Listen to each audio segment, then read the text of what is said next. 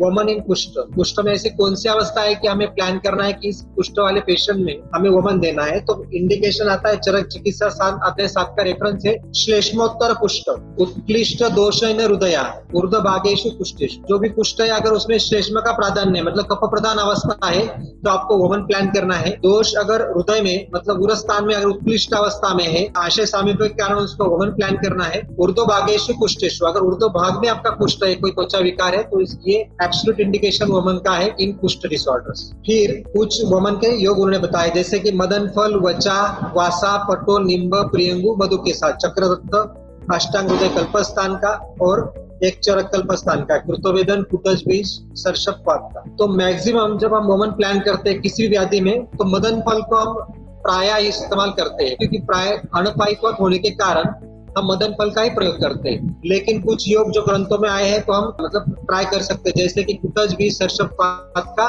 सेंधव जल के साथ अष्टांग हृदय कल्पस्थान का उल्लेख आता है, ऋतुवेदन फल का उल्लेख आता है कल्पस्थान में।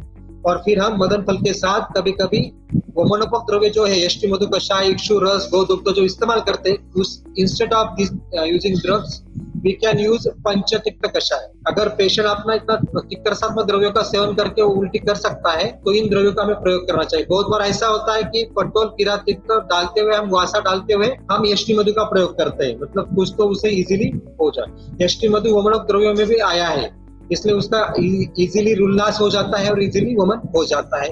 तो कुछ योग जो वमन के ग्रंथों में मैं उनका रेफरेंस दे चुका हूँ। तो मदन फल और कुछ ड्रग्स का फॉर्मुलेशन कॉम्बिनेशन ग्रंथों में दिया है, हम प्रैक्टिस में करते हैं लेकिन उसका कभी क्वाक, कभी लेह, कभी चाटा इस स्वरूप में दे सकते हैं। बहुत बार वर्ती, माउसरा जैसा ग्रंथों में उल्लेख मिलता है लेकिन आप पर्सनली मुझे सवाल करोगे तो आपने वर्ती का प्रयोग किया है कि वमन के लिए किसी कुष्ठ में या किसी अन्य व्याधि में? तो मैंने वर्ती का प्रयोग नहीं किया है। मैंने चाटन स्वरूप में इस्तेमाल करता हूँ और बार बार उसे आकंठपान करके बार बार यष्टि मधु का कषाय या फिर कुष्ठ का व्याधि है, स्किन डिसऑर्डर की बात चल रही है तो पंचतिक्त का कषाय या फिर केवल नीम पटोल का ही कषाय पिलाता हूँ।